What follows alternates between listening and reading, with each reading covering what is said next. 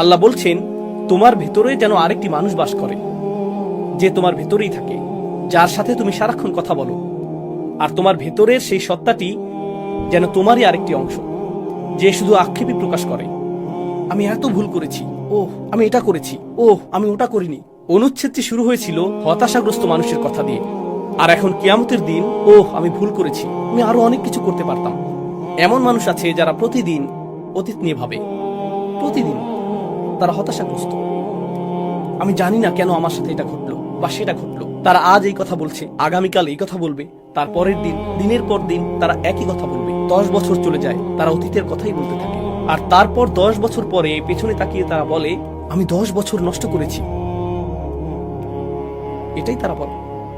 على ما فرطت في جنب الله يا حسرة على ما তারা তাদের আক্ষেপের সাথে কথা বলছে, তারা তাদের ভেতরের আক্ষেপের সাথে ক্রমাগত কথোপকথন চালাচ্ছে। তারা অন্য কারোর সাথে কথা বলতে চায় না। আপনি যদি আপনার আক্ষেপের সাথে কথা বলেন, আপনি আল্লাহর সাথে কথা বলতে পারবেন না। আপনাকে বেছে নিতে হবে আপনি কার সাথে কথোপকথন করতে চান। কথোপকথনের জন্য আল্লাহ আপনাকে বেছে নিতে চান, আর আপনি কথোপকথনের জন্য নিজের আক্ষেপকে বেছে নিচ্ছেন। থামুন, কারণ আপনি যদি নিজের মন না বদলান, একটা সময় আসবে যখন চিরকাল আপনাকে সেই কথোপকথনই চালিয়ে যেতে হবে। আল্লাহ আমাকে এবং আপনাকে এর থেকে হেফাজত করুন। না হলে আমাদেরকে চিরকাল শুধু আমাদের আক্ষেপের সাথে এভাবে কথা বলতে হবে।